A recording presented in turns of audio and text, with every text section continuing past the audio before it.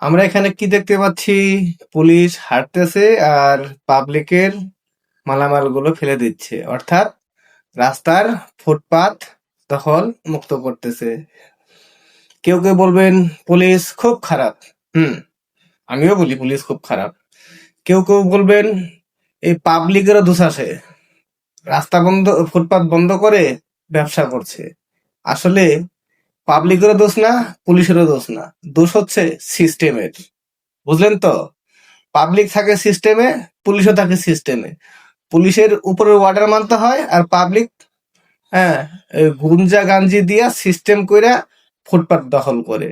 আবার পুলিশের কাছে যায় ব্যাপারটা, তখন পুলিশ আবার ওই সিস্টেমের অর্ডারে আবার এই দখল মুক্ত করে। তো এখানে পুলিশেরও দোষ না, পাবলিকেরও দোষ না, দোষ হচ্ছে আমাদের সিস্টেমের।